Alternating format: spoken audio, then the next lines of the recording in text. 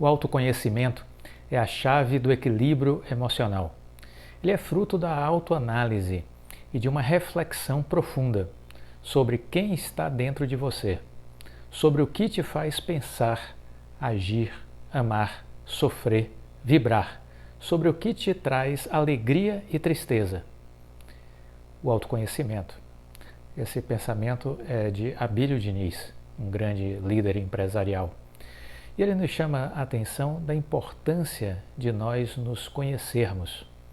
Isso é essencial para nós entendermos a nossa natureza, os nossos medos, as nossas dores, as nossas dificuldades.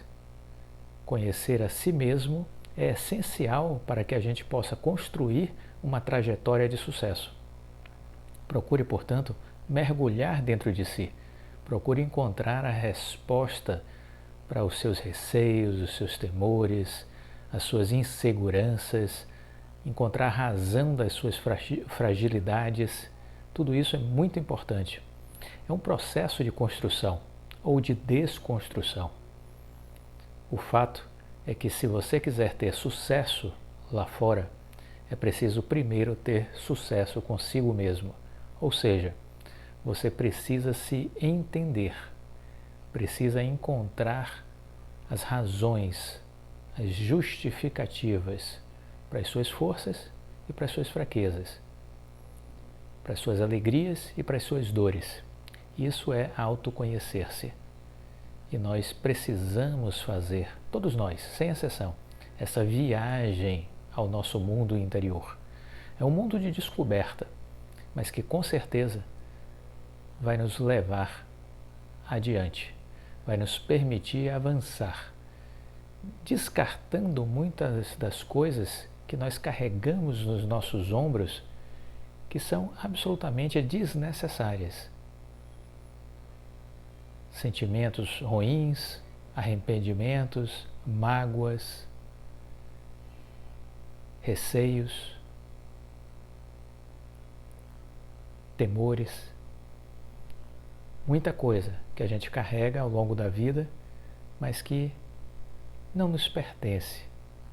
Nós podemos simplesmente tratar tudo isso e descartar na beira da estrada, para poder caminhar mais leve rumo aos nossos objetivos. Reflita sobre isso. Essa sessão inicial é sempre para a gente chacoalhar o cérebro. É importante a gente construir uma história de dentro para fora. Muito bem, falamos sobre Abílio Diniz, falamos sobre autoconhecimento e no caso de uma liderança, o autoconhecimento também é essencial. O líder precisa ter isso como uma característica. Ele precisa ter autoconhecimento, ele também precisa se aproximar e conhecer as pessoas, ouvi-las e criar empatia. Essa é uma frase de Kobe Bryant, jogador de basquete que faleceu no ano passado, infelizmente, num acidente aéreo nos Estados Unidos. Foi um gigante do Los Angeles Lakers. Então, Kobe Bryant diz isso.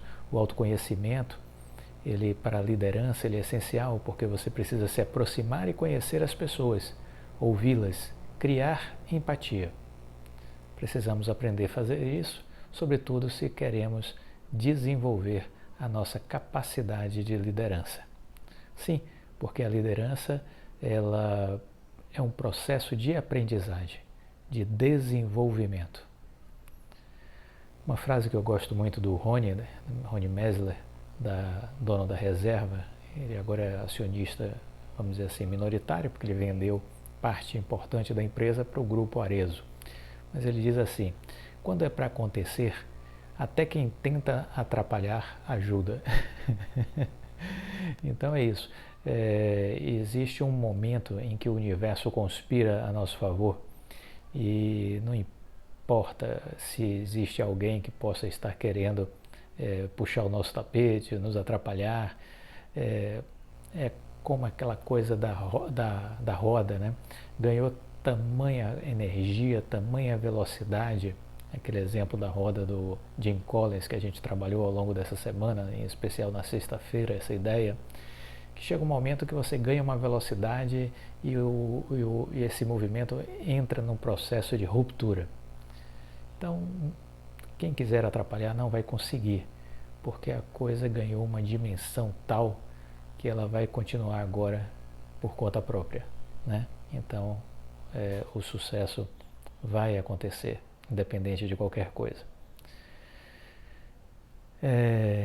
Eu queria ainda, nessa sessão, dizer o seguinte, ainda pensando na liderança, abrace sempre o processo. Abrace o processo, porque é esse dia a dia, esse cotidiano, a gente viu com o Jay Collins, que vai fazer com que o crescimento exponencial aconteça. Então abrace o processo, dedique-se sempre ao que você estiver colocando como desafio, dedique-se de coração. Pode ser duro, pode ser algo trabalhoso, pode ser algo com muita dificuldade, mas não pense em desistir. A dor, ela é temporária. Já o orgulho é para sempre, é para a vida toda. Então reflita, né? As adversidades a gente precisa enfrentar e agarrar o processo, porque vai ser esse processo cumulativo que vai nos permitir, pessoas e empresas, entrarmos num ponto de ruptura e assim alcançarmos um crescimento exponencial. Reflitam sobre isso, vale a pena.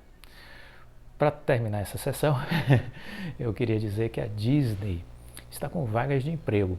Não sei se você pensa em morar nos Estados Unidos, mas tem aí uma oportunidade. Entra no site da Disney e a Disney está com trabalho para pessoas que queiram frequentar as atrações do complexo, olha que coisa chata, frequentar as atrações do complexo para tentar melhorá-las. A ideia é que as pessoas possam, nesse trabalho, andar nos brinquedos, ver o funcionamento, entender um pouco a reação dos clientes, das pessoas que estão naqueles brinquedos e aí dar sugestões de melhoria, tentar encontrar coisas que possam ser melhoradas naquele processo, naquela experiência mágica da Disney, né? E as pessoas serão pagas para isso. Então, quem estiver pensando em de repente passar uma temporada fora, a Disney está com oportunidade de trabalho, certo? Lá nos Estados Unidos. Bom, nesse vídeo agora de encerramento do domingo, antes de mais nada, saúde a todos, né? Sempre com um bom vinho para a gente brindar a vida. Celebre todos os momentos da vida. A vida é um milagre de Deus, vale a pena. Bom, vamos falar sobre os números do segundo trimestre da Oi. Muita informação, eu acredito que talvez eu ainda reverbere alguma coisa ao longo da semana. Mas vamos tentar avançar aqui com as questões mais, vamos dizer assim, que me chamaram a atenção, né? A Oi ela teve um lucro líquido, isso é importantíssimo, 1,14 bilhão de reais no segundo trimestre. Reverteu um prejuízo de 3,41 bilhões no mesmo período de 2020. Houve aí um favorecimento no resultado por conta da questão cambial, houve uma redução da dívida em dólar, não interessa. Né? No trimestre anterior, o prejuízo foi maior em função da valorização cambial. Então, ninguém quis destacar muito isso, de que um componente dólar fez a dívida crescer. Então, e a empresa tem prejuízo. Então, a gente agora também não vai se importar com isso. O importante, de fato, é que a empresa reverteu um prejuízo de 3,41 bilhões no mesmo período de 2020 e apresentou agora no segundo trimestre um lucro de 1,14 bilhão de reais. Isso é ótimo, excelente. O lucro operacional, ele medido pelo EBITDA, né, que é o lucro antes de juros, impostos, depreciação, amortização, ele no lucro operacional de rotina, ele somou 1,28 bilhão de reais. 1,28 bilhão de reais, teve um recuo comparado com o mesmo trimestre de 2020 de 5,5%. A margem EBITDA reduziu também 0,6%. E ficou em 29,3%.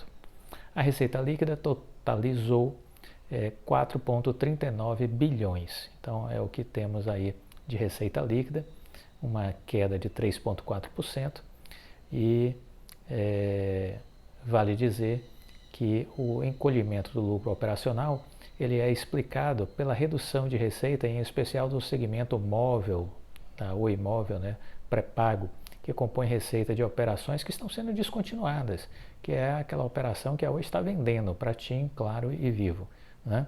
Então isso não nos interessa.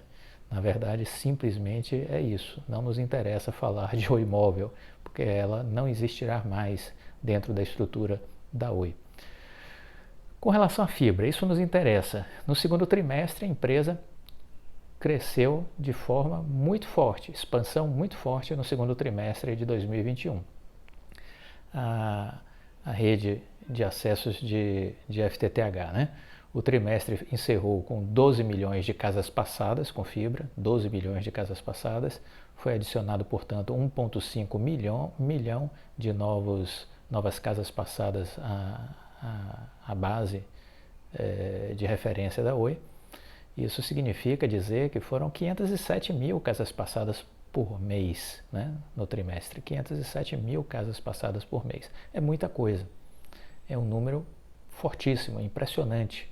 Nenhuma empresa está apresentando números como estes da Oi, né, no setor. Nenhuma. Zero. Nenhuma empresa apresenta números tão grandiosos como a Oi. Bom, no segundo trimestre, as adições líquidas de FTTH foram de 366 mil clientes. 366 mil clientes nos 3 meses, né? 338 no segmento residencial, 338 no segmento mil, né? No segmento residencial, e isso acabou apresentando mais um trimestre com média mensal superior de 20 mil novos clientes por mês, 120 mil novos clientes por mês, ou seja, a empresa pisando firme no acelerador, né? Acelerando cada vez mais. A companhia finalizou o segundo trimestre com 2,8 milhões de casas conectadas à fibra, né? Sendo que 2,68 milhões foi no segmento residencial. Então isso também é importante destacar, né? Havendo muita entrada de clientes residenciais na fibra, né? O objetivo do plano de fibra é chegar a um take-up rate total da base superior a 25% em 2024. Então essa é a referência, chegar em 2024 com 25% como meta, né, de crescimento. Esse foi o 5º trimestre consecutivo em que a empresa instalou mais de 350 mil Home Pass, a sua base de clientes, né?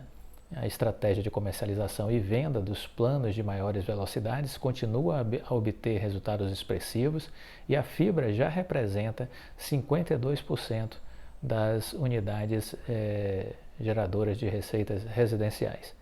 Como comparação, no primeiro trimestre de 2021, esse percentual era de aproximadamente 45%, né? No primeiro trimestre, passou para 52%. E quando a gente olha o segundo trimestre de 2020, era de 23%.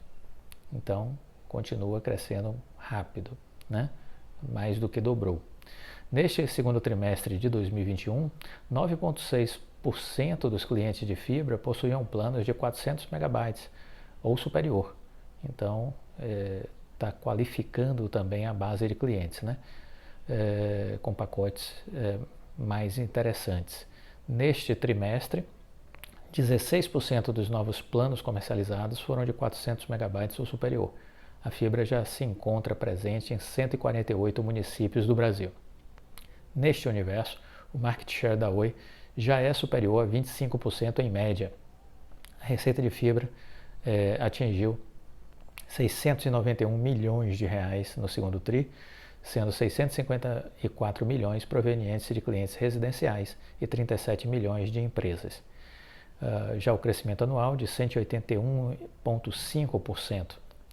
Na comparação trimestral, as receitas de fibra aumentaram em 99 milhões, ou 16,7%, sendo nos clientes residenciais um incremento de 94 milhões. As receitas de fibra já representam 50% do total das receitas do segmento, comparado a 20% no segundo trimestre de 2020. Né? Isso é importante, quer dizer, foi um crescimento significativo, mais do que dobrou. O projeto de fibra ele tem sido o grande responsável pelo êxito do turnaround da empresa, né? Do ponto de vista das receitas residenciais. A fibra reverteu a tendência estrutural de queda de receita residencial em função dos serviços legados, e o segmento apresentou um crescimento anual de receita pela primeira vez em 7 anos. Quando a gente olha para a questão do legado, que é toda a parte aí de telefonia fixa por cobre, banda larga por cobre, etc. A companhia encerrou o segundo trimestre com 3.302.000 clientes de voz fixa por cobre no segmento residencial. Houve uma redução aí de 38,4% quando comparado ao segundo TRI de 2020. No caso da banda larga de cobre, a companhia registrou 1.605.000 casas no segmento, uma queda de 14,1% no trimestre e redução anual de 42,2%. O serviço de cobre segue o processo de retração da demanda e sua substituição pela telefonia móvel e por tecnologia de serviço residencial mais avançadas, com menor latência e maior confiança, como é o caso da fibra, a banda larga, é o processo natural de evolução com relação a essa questão, né? Adicionalmente ao processo de redução de demanda pelos produtos legados, a companhia segue reduzindo o foco comercial neste serviço. Não é interessante para a Oi esse segmento, que é um segmento ultrapassado, custoso e ultrapassado. A companhia segue, portanto, reduzindo seu foco comercial e acelerando a substituição do cobre pela fibra. Essa é a grande sacada, essa é a grande jogada. E reduzindo ao máximo o cobre e crescendo ao máximo a fibra. Desta forma, os esforços comerciais e financeiros estão destinados a acelerar o projeto de FTTH, maximizando a geração de valor para a empresa. Essa é a lógica de todo esse processo, é uma substituição, né, do cobre pela fibra ótica. Os investimentos para fibras totalizaram 1,3 milhão, um crescimento, portanto, de 17,5%. Esse foco nos investimentos em fibra nos últimos trimestres vem já mostrando um resultado muito acima da expectativa, das previsões que eram feitas, e é, sem dúvida nenhuma, o grande responsável direto por esse processo de transformação operacional que a gente tem conseguido observar no segmento residencial. Isso aí foi um destaque dado pela própria Oi na apresentação dos resultados. Ao crescer mais de 2,5 vezes, a receita de fibra em si superou o cobre pela primeira vez. Pela primeira vez, a receita de fibra superou o cobre, chegando a uma participação de cerca de 50%, embora com uma diferença de apenas 1 milhão em relação aos serviços prestados na rede de par trançado de cobre. O FTTH chegou a 654 milhões, um aumento de 156%. No semestre, essa área ainda é menor do que o cobre, mas totalizou 1,215 bilhão, um avanço de 170,4%. Com isso, a empresa reverteu o prejuízo no trimestre anterior, totalizando, portanto, 1,139 bilhão de reais entre abril e junho, e acena para um terceiro trimestre ainda melhor, né? Acena para um terceiro trimestre ainda melhor. Nos 6 meses, considerando o ano, ainda foi registrado um prejuízo de 1,89 bilhão, algumas vezes abaixo do prejuízo de 9,7 bilhões do primeiro semestre de 2020. Né? O lucro antes de juros, impostos, depreciação e amortização totalizou 1,27 bilhão, houve uma redução aí de 6,5%, comparado com o segundo TRI de 2020, mas no acumulado dos 6 meses houve um avanço de 11,7%, ou seja, chegou aí a 3,639 bilhões. A margem EBITDA foi de 29% e são alguns números importantes que a gente precisa ter em mente. Essas apresentações de resultados é sempre bom a gente ler o material que a empresa deixa disponibilizado no canal de RI. assistir quando acontecem esses eventos, né? Então essa semana houve essa apresentação e depois ir com calma, depurando todas as informações, lendo com tranquilidade, entendeu? Para você chegar ao seu entendimento, ouvir também o que o noticiário está repercutindo sobre isso, né? Fazer um apanhado para você poder chegar às suas conclusões, né? Isso que é importante o investidor fazer. Bom, com relação aos investimentos, no período do segundo TRI, os investimentos da Oi totalizaram 1,9 bilhão de investimentos, né? Isso representa um crescimento aí de 7,5%. Até a metade do ano acumulou 3,75 bilhões de investimentos, com incremento de 5,7%. A grande maioria desse investimento foi direcionado para a fibra ótica, incluindo o mercado de atacado, que será a operação da antiga Infraco, que agora é a Vital, né? O segmento totalizou 1,318 bilhão no trimestre e 2,64 bilhões considerando aí o período dos 6 meses, né? A empresa destaca que o foco já tem mostrado resultado acima da expectativa, sendo diretamente responsável pelo êxito da transformação da empresa. Com relação à dívida, o que é que a gente pode dizer sobre a dívida? A dívida líquida cresceu 28%, encerrou junho com 25,7 bilhões de dívida líquida. Mas o que a gente vê é que esse crescimento, né, decorre também daquela operação de debêntures da Infraco no valor de 2,5 bilhões. Né? E aí vale apenas um recorte.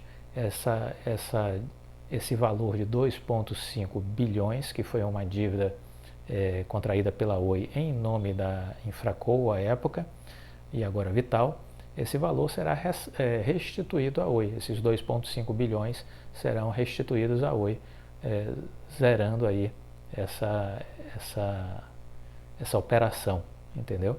Então, essa dívida desaparece, esses 2,5 bilhões dessa operação de debêntures que foi feita pela Oi em nome da Infraco à época, que agora é Vital. Ela será ressarcida neste valor, né? E este valor foi assumido pela Oi para acelerar o processo de expansão do projeto de fibra, né? A Oi terminou em junho com uma dívida bruta consolidada de 29,1 bilhões, houve um aumento aí de 3 milhões, ou 11,5% ano contra ano, comparado com 2020. O aumento é decorrente, como já falamos, dessa operação aí de debêntures feita em nome da Infraco, né? Além disso, óbvio, os efeitos aí de juros acumulados no pagamento da dívida, do serviço da dívida, né? Por outro lado, o caixa disponível cresceu 7,5% e ficou em 1,89 bilhão no trimestre e 3,42 bilhões no semestre. Esse é o caixa disponível na conta da Oi hoje, né?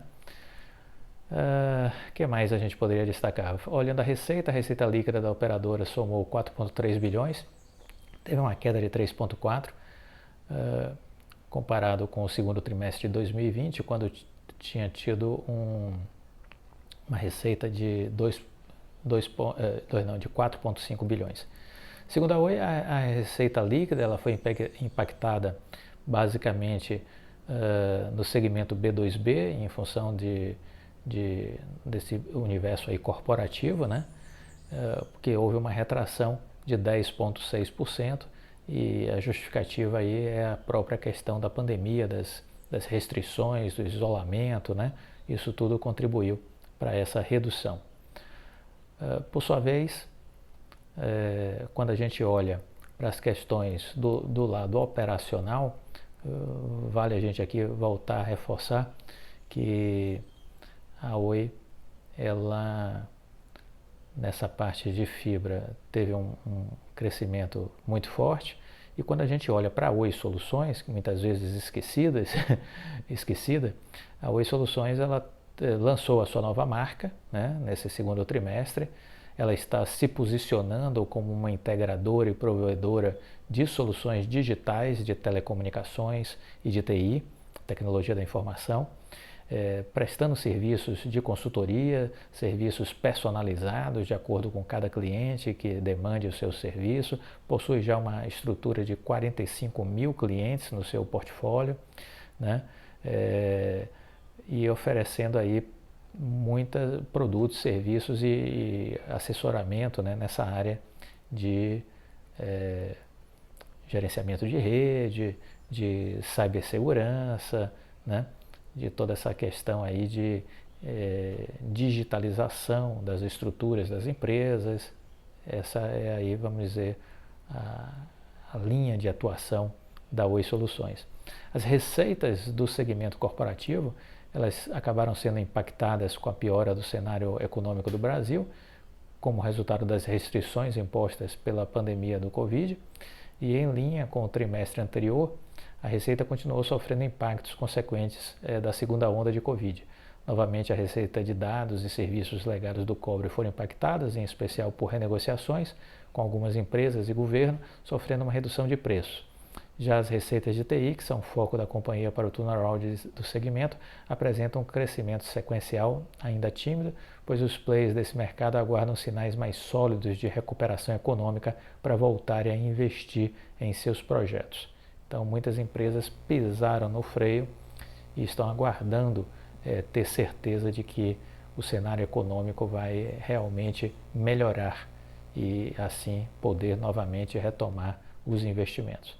No segundo trimestre, a receita líquida da operação continuada do segmento Oi Soluções totalizou 583 milhões no segundo TRI, uma queda de 14,2% em relação ao segundo TRI de 2020, ficando em linha com o primeiro trimestre de 2021. As receitas de TI da operação continuada totalizaram 95 milhões no segundo trimestre, uma queda de 18,2%. E as receitas de dados totalizaram 283 milhões, um recuo de 16,2% na comparação anual e uma queda de 2% na comparação sequencial. As receitas legadas de cobre, 205 milhões, mantiveram a tendência de queda, recuando 9% ano contra ano e 2,5% trimestre contra trimestre.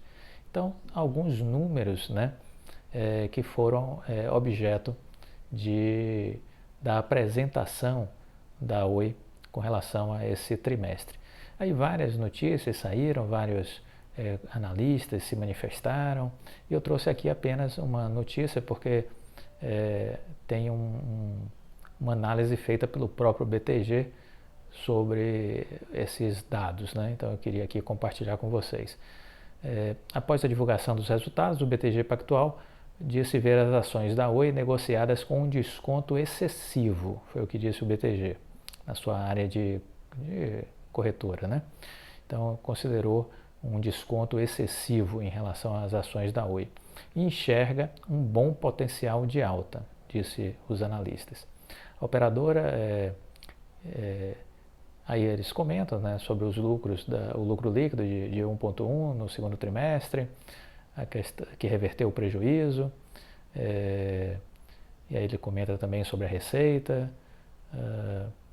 e por fim eles analisam um pouco o setor, né, a questão da Oi Soluções, a questão da fibra, os excelentes números, e dizendo que as receitas de fibra estão compensando totalmente a queda nos negócios legados e agora já são maiores do que as receitas de cobre, que isso é muito positivo.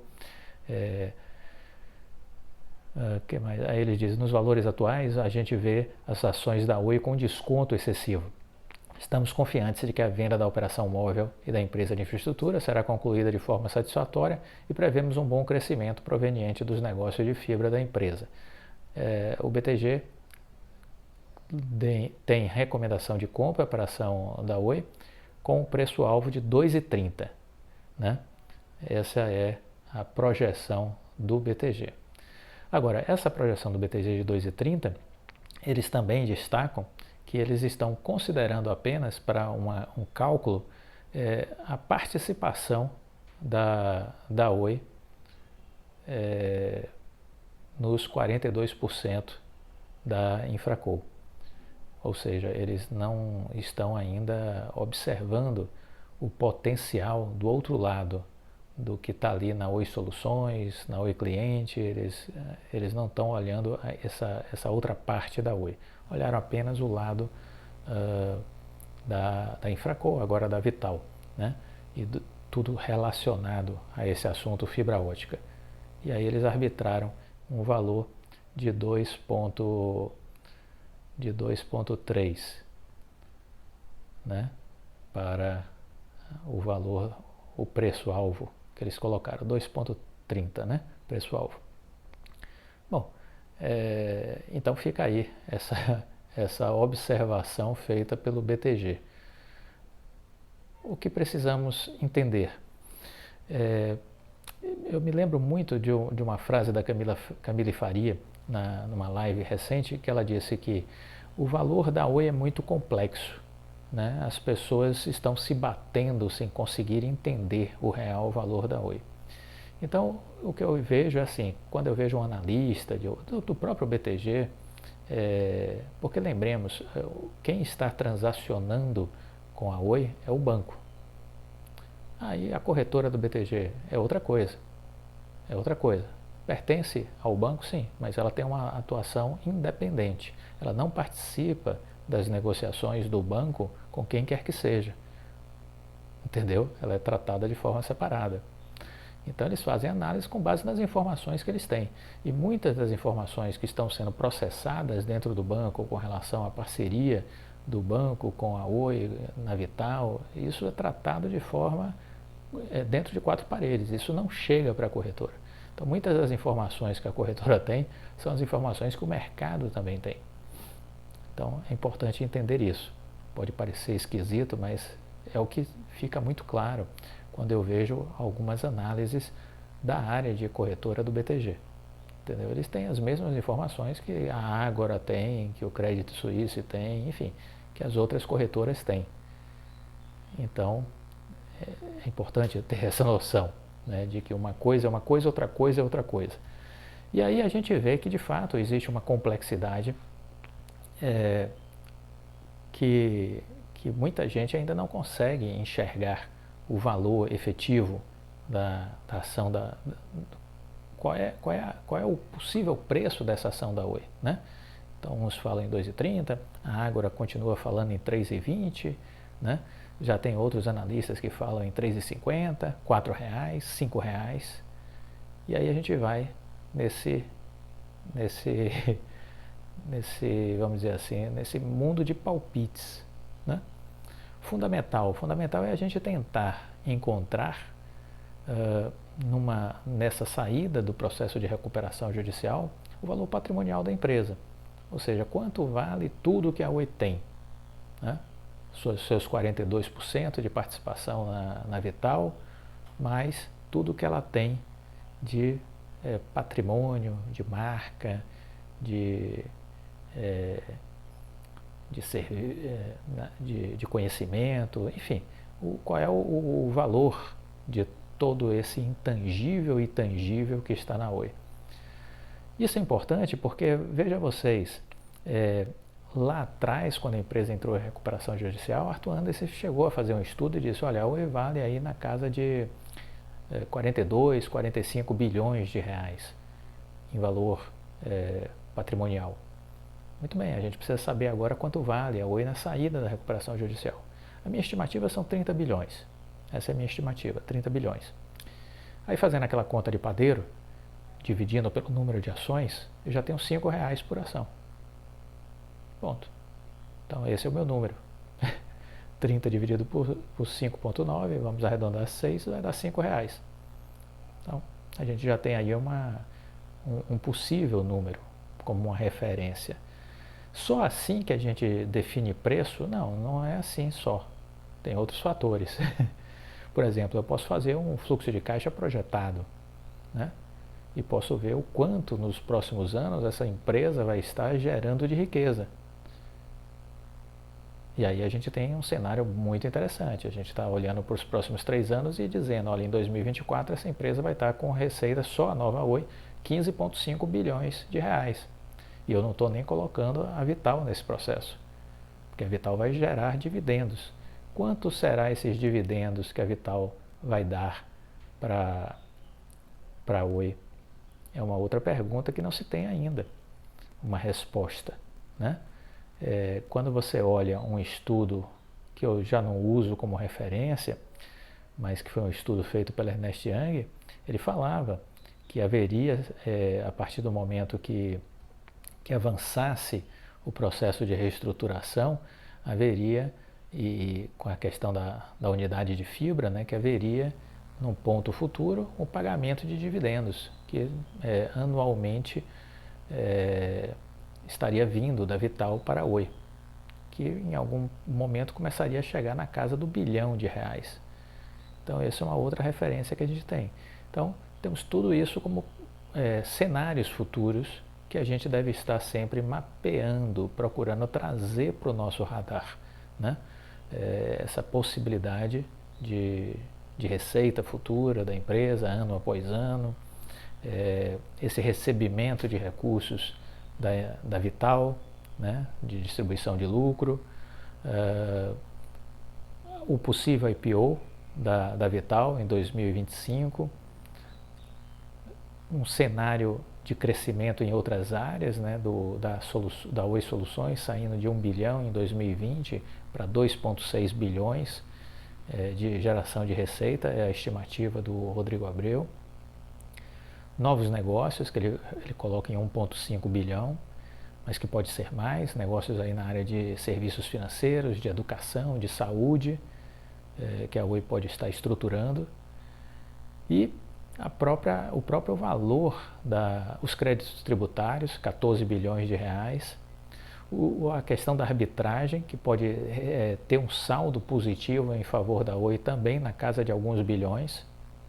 É um processo de arbitragem que vai demorar aí cerca de 18 a 24 meses, provavelmente só no final de 2023 que a gente vai ter uma solução disso.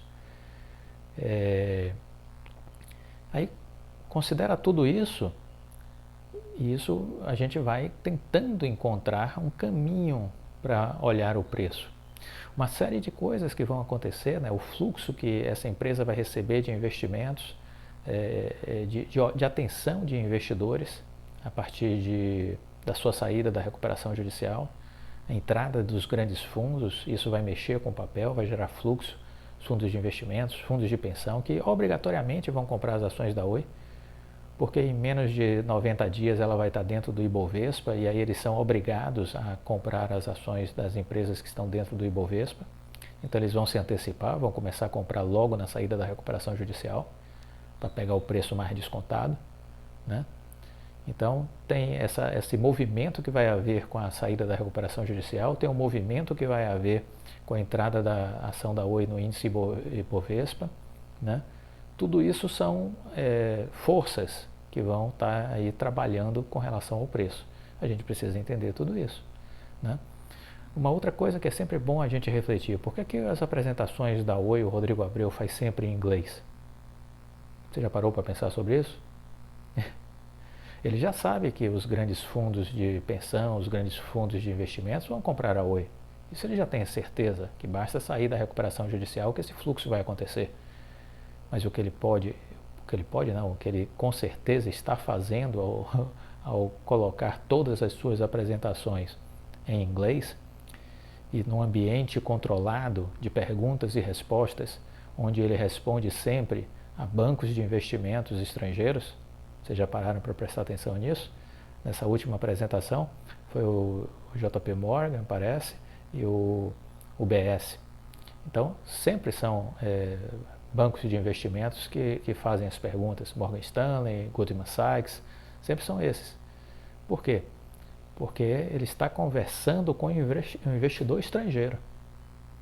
Para que esse investidor estrangeiro venha para cá, venha comprar as ações da Oi. Por isso que as apresentações são em inglês, porque ele está olhando esse investidor, né? E esse investidor que tem hoje uma vantagem competitiva em relação ao papel muito grande, porque se você for olhar a paridade cambial, para cada $1 você tem R$5, ou para cada é isso, para cada $1 você tem aí um valor aí de 5,20 mais ou menos, vamos colocar assim, para cada dólar, né? 5,20 reais. Então, as ações da Oi em dólar estão na casa dos cents. E isso é vamos dizer assim, uma pechincha para muitos grandes investidores estrangeiros, americanos em especial, né? Então eu vejo a empresa se comunicando em inglês porque ela está buscando esse tipo de investidor, para ele começar talvez a fazer um aumento de fluxo até antes mesmo da saída da recuperação judicial. Temos aí esse drive da decisão da Anatel e do CAD, a gente precisa aguardar, mas esse é um outro componente importante que vai mexer com o papel, né? E vamos imaginar aí novembro como uma possível data de manifestação. Se não for em novembro, será em fevereiro como prazo limite para a manifestação, né, da parte da Anatel e do CAD. E temos ainda a questão do leilão do 5G, que isso também vai gerar uma receita para a Oi e que não está ainda dimensionada. Que receita é essa que nós estamos falando? Tudo isso são fatores que estão soltos, são peças de um quebra-cabeça que a gente tem que ir colocando em cima da mesa para tentar montar este quebra-cabeça. Mas esse é o papel do investidor, continuar acompanhando a empresa, estudando, entendendo essas variáveis e tentando, de alguma forma, montar este quebra-cabeça para ver o que é que vai sair disso aí.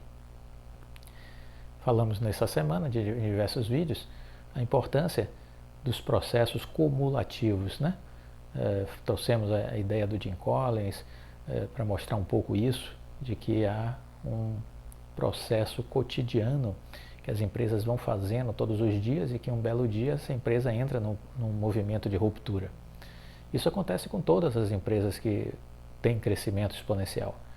O dia a dia é pouco atraente para as pessoas que estão do lado de fora, não valorizam.